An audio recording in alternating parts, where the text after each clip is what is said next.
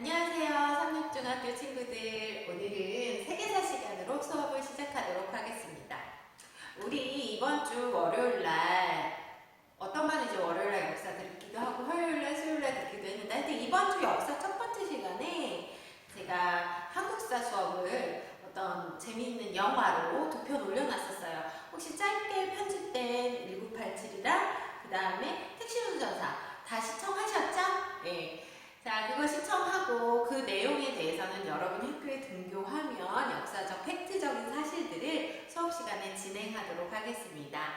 너무 많이 진도를 나가면 여러분들이 시험에 대한 부담감도 있고 실제적으로 이제 시험 범위도 이제 나갈 건데요. 너무 많은 양을 하면 여러분이 이제 버겁잖아요. 부담스럽고. 네, 그러니까 좀 천천히 쉬어가자는 느낌으로 제가 재밌는 영상 올렸고요. 그걸 통해서 우리가 우리나라 민주화 발전에 대해서 다시 한번 공감을 했으면 좋겠습니다. 선생님 수업보다 조금 더 감동적이고 좀 인간적인 느낌이 드는 내용들이잖아요. 그래서 그걸 통해서 내가 저때 저 자리에 있었다면, 저때 저 시대 때 태어났으면 난 어떤 행동을 했을까, 이런 그 어떤 느낌을 여러분하고 같이 느껴보고 싶어서 제가 최근에 되게 유명했어요. 택시 운전사랑 1987이라는 영화가 굉장히 유명했거든요. 딱 우리가 80년대 전두환 정부 때 배워야 되는 민주화 항쟁 운동이니까 시간 되시면 실제로 영화 봐주시는 것도 좋고요. 아마도 부모님하고 같이 본 친구들도 꽤 많을 거예요. 워낙 유명한 영화라서. 자, 그럼 오늘 이제 또 세계사 시간으로 시작을 하도록 하겠습니다. 우리 세계사 시간 저번 시간에 어디까지 배웠죠? 마지막 여기 이집트의 수에즈 운하까지 제가 여러분한테 강의했던 기억이 났는데 기억나나요? 자, 1차 세계대전 끝나고 아시아, 아프리카 나라들이 민족운동을 했습니다. 기억나세요? 우리나라는 3.1운동, 중국은 5.4운동, 그 다음에 인도는 비폭력, 불복종 운동 같은 여러 가지 민족운동을 했는데 그 1차 세계대전 끝난 후 미국의 윌슨이라는 대통령이 민족자결 주기를 외치는 바람에 이런 분위기가 전 세계에 퍼지게 됐었는데 거기까지 배웠어요. 자, 거기까지가 바로 1차 세계대전에 대한 내용이고요. 오늘은 2차 세계대전을 배우기 시작한다고 생각하시면 됩니다. 자, 우선 교과서는 180에서 181페이지 펴주시면 돼요. 여러분 수행평가에서 우리 태양 변희신이라는 중국사 했었죠? 중국사. 거기는 수행평가 보느라고 여러분이 공부를 정말 많이 했잖아요. 그래서 시험 범위에서 제외하도록 하겠습니다.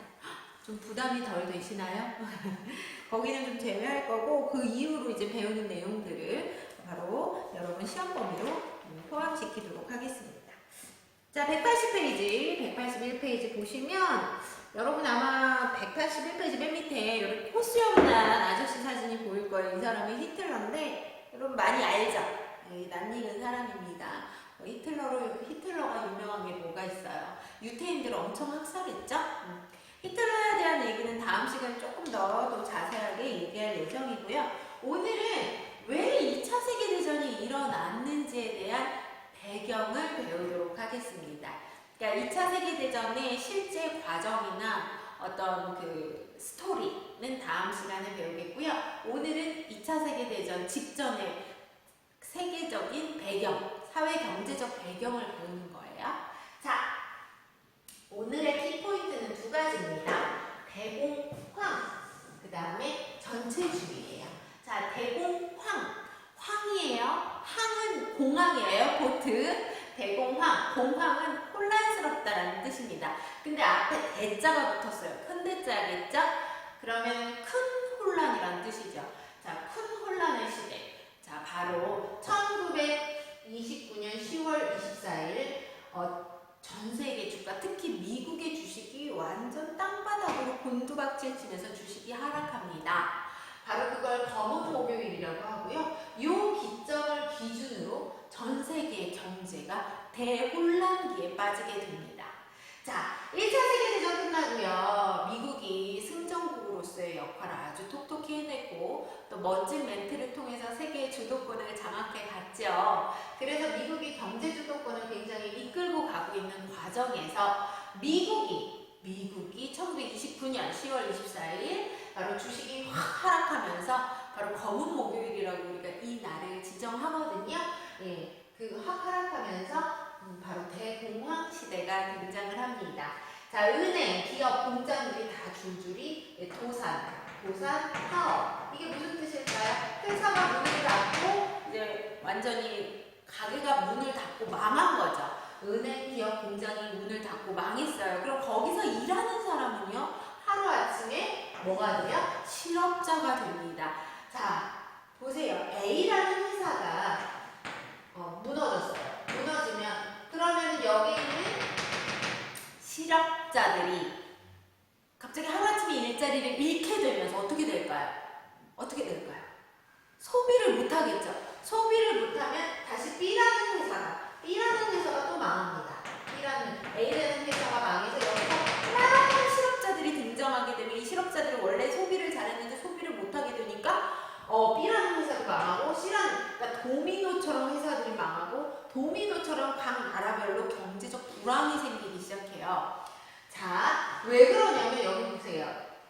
왜 이런 주가 하락, 주식 하락, 그 다음에 경제적인 혼란이 왔냐면 너무 많은 생산을 하는데 그에 비해 구매가 제대로 이루어지지 않았습니다.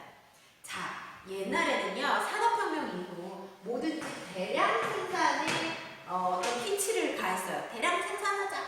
자, 예를 들어서 이 칠판 지우개를 옛날에는 다 손으로 만들다가 예를 들어서요. 칠판 지우개 하지 말고 컵이라고 할까요? 좀 재밌게. 자, 컵을 다 옛날에는 사람 손으로 만들다가 여러분 아시죠? 산업혁명을 통해 가지고 이 컵을 바로 공장에서 찍어내기 시작합니다. 그래서 1시간에 하나 만들까 말까 한 물컵을 1시간에 100개, 1000개씩 생산을 하는 거죠. 이 과잉 생산이 결국에 그게 치달아서 포화 상태가 돼서 더 이상 구매할 사람이 없게 된 거예요. 그리고요, 여러분, 똑같은 디자인을 계속 생산합니다. 그러니까 똑같은 물컵, 똑같이 생긴 스타일을 계속 생산해요. 자, 예를 들어 물컵을 생산해도 조금 기능성 물컵, 아니면 디자인이 예쁜 거, 아니면 조금 귀여운 스타일, 아니면 큰 물컵, 작은 물컵, 조그만 물컵 다양하게 생산을 하면 그래도 구매가 나 저 물컵 있지만 요거 내가 되게 좋아하는 디자인네? 요거 또 구매해야지? 이런 생각이 들 텐데 이 시대 때는 아주 단순한 스타일의 한 가지 스타일의 품종을 대량 생산하던 시기였어요. 그러다 보니까 사람들이 사겠어요. 집에 있는 거 똑같은 거 또 사요? 안 사죠. 그 다음에 식민지에 팔 거 다 팔았어요. 국내 사람들이 다 샀어요. 내가 선생님이 물컵을 만들어서 대한민국이 다 팔았어요. 예를 들어 대한민국이 일본이랑 식민지를 갖고 있다 치면 이제 일본에다가 갖다 팔아요. 일본 식민지도 그걸 다 샀어요. 디자인 똑같은 거. 누가 더 사겠어요? 안 사죠. 그러다 보니까 이 과잉 생산이 점점 일어나는 과정에서 구매력은 점점 감소하다 보니까 회사, 은행, 그 회사에다 돈을 부어준 은행, 그 다음에 회사, 공장 이런 데가 줄줄이 망하게 됩니다. 그 망하게 되면서 실업자가 어마어마하게 양산이 되죠. 여러분 그때 당시 실업률이 25%까지 치고 올라갔다고 하니 어마어마한 거예요. 여러분 실업률이요. 뭐 5, 6%만 돼도 우리가 높다고 하거든요. 근데 이때 25%, 지금 막 실업률 10% 이상 막 이러면 우리가 큰일 났다라고 하는데 이때는 25%나 실업률이 올라갔다고 합니다. 그러니까 지금은요, 여러분 생산을 하더라도 여러분들 뭐 마트를 가거나 문방구를 갈 때 이렇게 물건들을 보면 되게 물건들이 다 다양하잖아요. 똑같은 기능이라도 디자인도 다르고 그 다음에 똑같은 연필이라도 뭐 조금 스타일도 다르고 기능도 조금 다를 수도 있고 이렇게 생산하지 않던 시대였어요. 그러니까 단순한 물품을 굉장히 대량 생산하던 시기라 아무래도 구매력이 높아지기가 한계가 있는 거죠. 자, 그래서 이렇게 대공황 시대가 도래하게 됐습니다. 그래서 각 나라별로 이거를 뭐하기 위해 극복하기 위해 여러 가지 정책들을 제안하기 시작을 하는데요. 미국, 영국, 프랑스, 독일, 이탈리아, 일본이 각자 어떤 식으로 이 대공황을 극복하는지 살펴보겠습니다. 자, 미국은 정말 유명하죠. 뉴딜 정책. 여러분 뉴딜 정책이 뭐냐면요. 자, 사회 시간에 경제 시간에 배웠는지 모르겠어요. 여러분 2학년 때, 1학년 때 경제 때. 자, 원래는 이 산업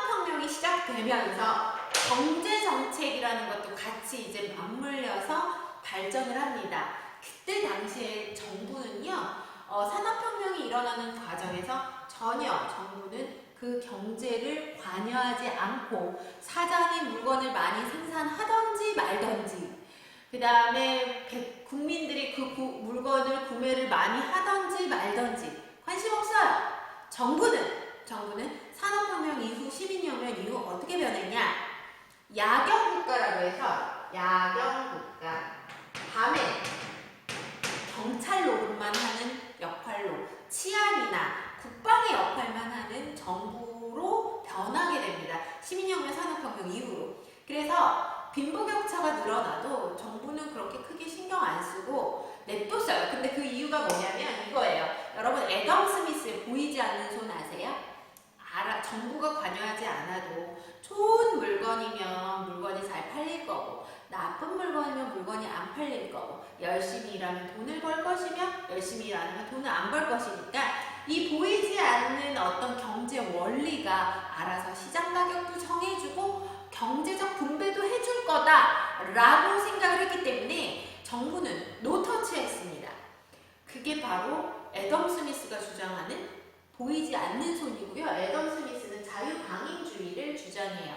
냅둬라. 시장이 알아서 경제를 굴르게 할 것이다. 그런데 지금 시장이 어떻게 돼버렸어요? 주식이 하락하고 실업률이 증가하고 많은 기업들과 공장들과 은행들이 파산, 그 다음에 도산을 했습니다. 자, 이때 정부가 좀 개입을 해야 된다라는 주장이 등장을 해요. 케인즈를 통해서. 많이 들어봤죠? 애덤 스미스 케인즈? 그래서 수정자본주의가 등장을 하는데 이 수정자본주의는 이거예요. 자유방임주의는 자유주의, 자본주의는 유지해요. 그러나 정부가 조금씩 개입을 해서 어느 정도 시장의 경제에 관여하라는 뜻이죠. 즉 자본주의랑 약간의 사회주의를 믹싱한 수정자본주의며, 이거는 즉 복지국가로 가자라는 뜻입니다.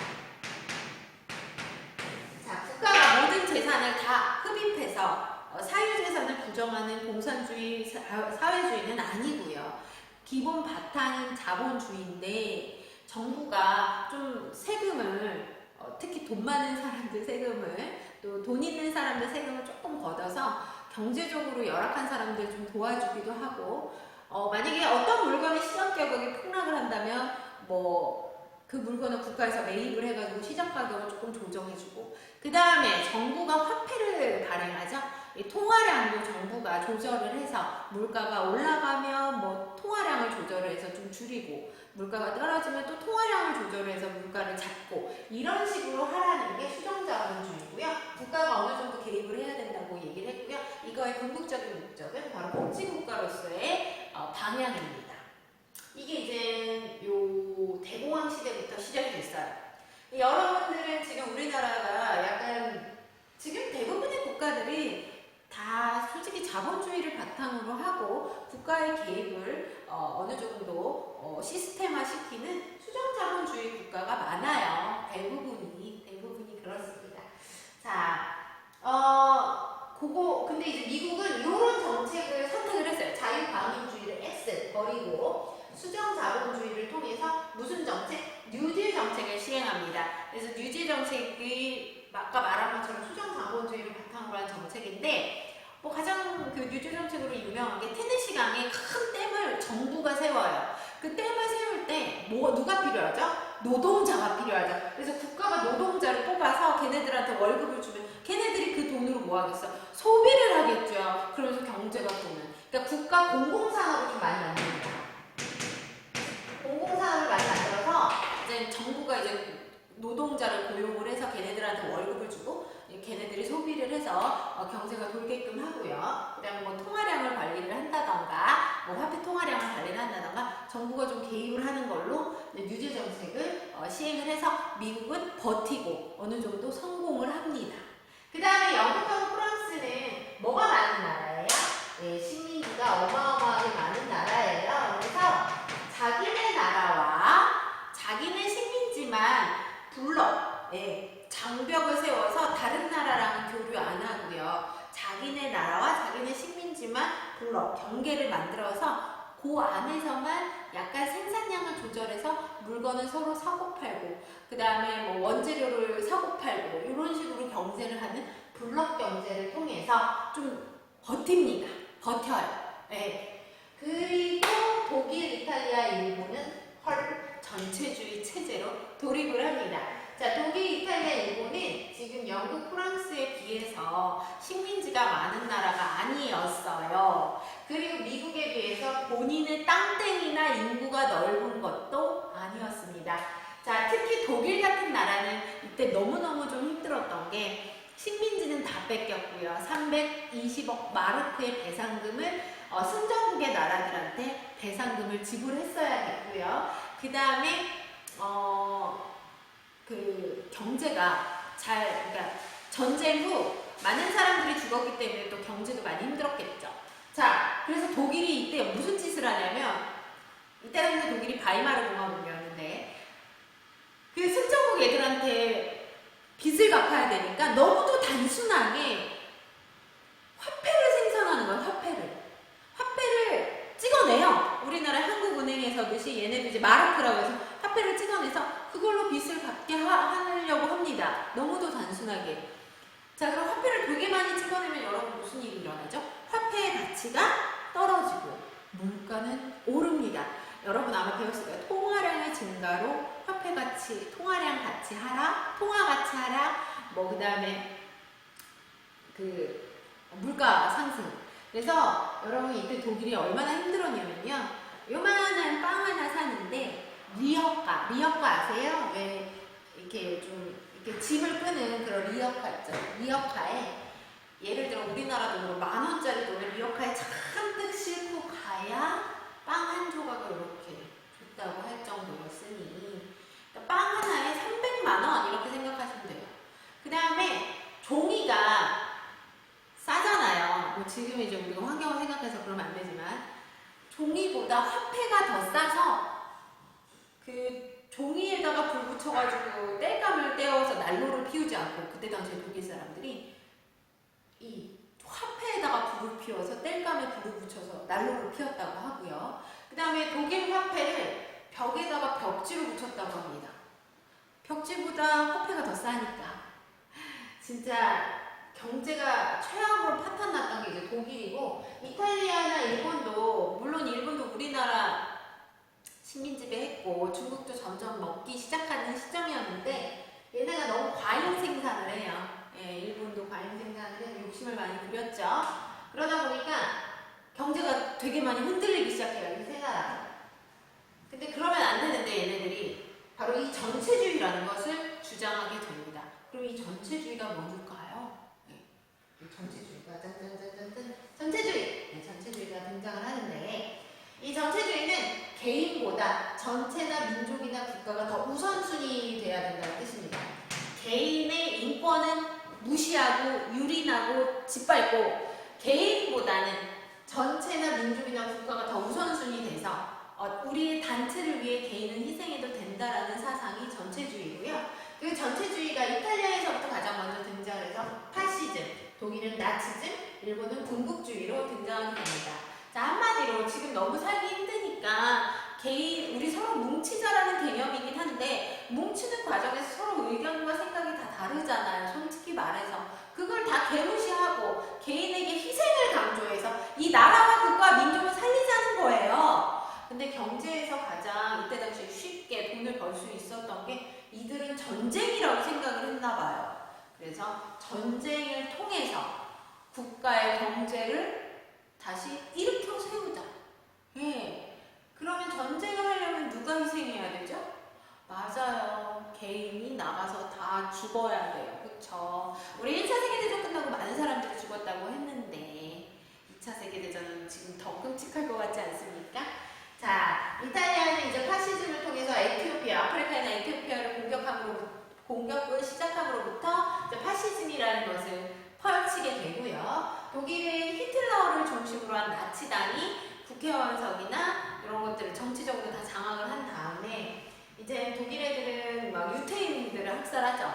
네. 유태인들을 학살하면서 우리 민족이 더 우월하다. 뭐 독일 민족이 게르만족이죠. 뭐 아리아인이라고도 하는데 독일 민족이 더 우월하다. 그리고 유태인은 학살당해. 이게 진짜 우리 민족을 위해서 다른 민족도 짓밟거나 공격해도 상관없다예요. 자, 여기 보시면 전체 민족 국가를 위해서 그 무슨 쓰레기 같은 짓을 해도 상관없다라는 뜻입니다. 개인뿐만 아니라 다른 민족을 공격하거나 다른 나라를 공격해도 상관없다는 게 전체주의의 바탕이에요. 자, 그 다음에 일본 같은 경우에는 전체주의로 군국주의가 등장을 합니다. 일본도 마찬가지로 전체주의 같죠? 자기네 나라를 크게 키우기 위해서 한반도를 짓밟고 그 다음에 중국까지 짓밟게 되는데, 근데 이제 중일 전쟁을 시작하면서 일본의 군국주의가 등장하게 되죠. 1937년이에요. 자, 요 세 나라를 추축국이라고 했고요. 이 세 나라를 추축국이라고 지들끼리 이제 동맹을 맺었고, 전쟁과 침략을 기준으로 자기네들의 전체주의를 펼치게 됩니다. 국제연맹에도 가입했는데 다 탈퇴했고요. 다 탈퇴하고 이제 세계 전쟁, 침략의 어떤 시발점이 되는 시기입니다, 지금. 자, 1929년에 대공황이 시작되고요. 1930년대에 얘네들이 이제 전체주의적인 체제를 나라 안에서 구축을 한 다음 1940년대에 2차 세계대전을 일으키게 됩니다. 가장 이제 그 2차 세계대전에 활동을 많이 한 나라가 독일이죠. 다음 시간에 이제 히틀러에 대해서도 좀 배우게 될 건데, 뭐 자세히 하진 않을 건데, 히틀러가 그렇게 말을 잘했대요. 연설도 굉장히 잘하고. 그래서 독일 국민들, 그때 당시 바이마르 국민들이 굉장히 히틀러에 많이 빠졌다고 또 하네요. 라디오나 뉴스에 그렇게 방송을 통해서 자신의 홍보를 잘했고, 굉장히 연설도 뛰어났다고 하니 무섭죠. 우리가 잘못된 정치인을 뽑을 때 이런 일이 생깁니다. 그 사람 너무 잘생겼어. 그 사람 말을 너무 잘해. 그 사람 너무 매력적이야. 그 사람 똑똑해 보여. 라는 어떤 오해가 이렇게 자기네 나라뿐만 아니라 전 세계를 뭐 해버리죠? 뒤집어 엎어버리죠. 그래서 우리가 이게 정치가 중요하다는 게 바로 이런 겁니다. 또 여러분이 제가 저번 시간에도 얘기했다시피 여러분이 정치에 직접 참여하진 않아도 바로 여러분이 정치가를 뽑는 투표자가 될 거 아닙니까? 우리가 생각은 다 다를 수 있어요. 다를 수 있지만 어쨌든 적극적으로 정치에 관심을 갖고 올바른 판단을 하려고 노력하는 모습을 국민들이 보인다면 우리 정치하는 사람들이 함부로 국가를 이런 식으로 유린하진 않을 거예요. 그러니까 그렇지 않게 우리가 항상 관심을 갖고 그 과목의 역사가 되게 중심적인 과목이라 저는 굉장히 자부심을 느낍니다. 역사 과목 가르치면서. 자, 여러분 오늘 이 정도로 정리를 하면 되고요. 책도 한번 훑어보시고 그 다음에 여러분 181페이지 주제탐구의 전체주의에 대해서 1번 풀어보시고 1번 풀어보시고 2번은 나를 토대로 히틀러 나치당이 인권을 유린한 사례는 여러분이 한번 그 인터넷에 찾아보시던가 그냥 가장 유명한 건 여기 위에 본문에 있기는 있어요. 아까 얘기했다시피 히틀러가 어떤 애들을 굉장히 학대했다고 얘기했죠. 그거 찾아서 쓰시면 될 것 같아요. 역시 이거 사진 찍어서 미도랑에 올리시기 바랍니다.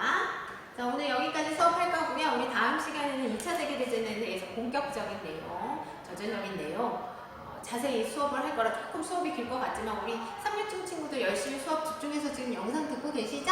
네, 우리 만날 날 얼마 안 남았어요. 만나게 되면 선생님이 수업 시간에 한 거 질문도 하고 정리도 하면서 여러분하고 피드백을 할 건데 대답을 못하거나 눈빛이 처음 들어본 내용이야 이런 눈빛으로 절 쳐다보면 저 많이 실망할 것 같아요. 열심히 수업 참여해 주시고 우리가 원격으로 수업을 하더라도 선생님 정말 열심히 준비해서 여러분하고 수업 시간에 이렇게 영상을 찍고 있으니까 선생님 열심히 좀 들어주시기 바랍니다. 자, 오늘 여기까지 하겠고요. 우리 다음 시간에 또 만나요. 안녕.